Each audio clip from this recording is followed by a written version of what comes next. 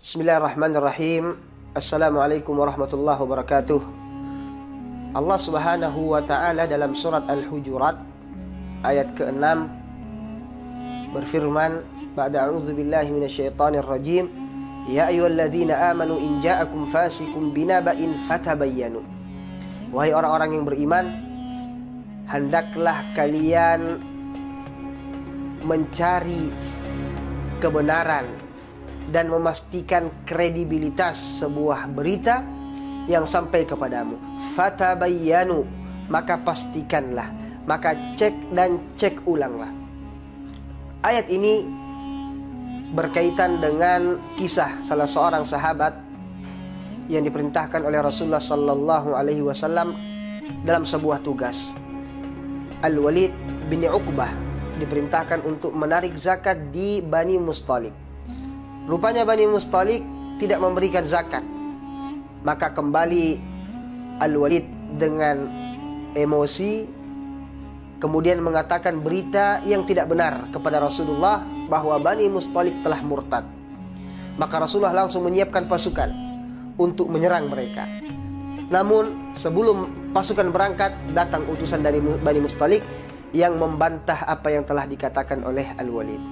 Maka Al-Walid kemudian dijuluki sebagai orang yang fasik, membawa berita yang tidak benar. Mujahid mengatakan makna fasik di sini adalah kazzab, sebagai orang yang pendusta. Teman-teman sekalian rahmati Allah subhanahu wa ta'ala, kita tentunya sekarang berada di zaman di mana berita-berita sangat cepat beredar. Maka tentu sebagai seorang muslim, apalagi sebagai seorang pemuda kader perjuangan, harus pintar-pintar dalam memilih, dalam mengolah, dan dalam menyebarkan berita. Karena ma yalfidhu min qaulin illa ladaihi raqibun atid. Apa yang kita dengar, apa yang kita kelola, apa yang kita sampaikan, semuanya akan dimintai pertanggungjawaban oleh Allah Subhanahu wa ta'ala.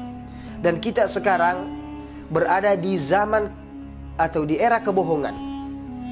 Yu'tamanu fiha al-kha'in wa yukhawanu fiha al-amin, yusaddaku fiha al-kadhib wa yukadzabu fiha as-sadiq.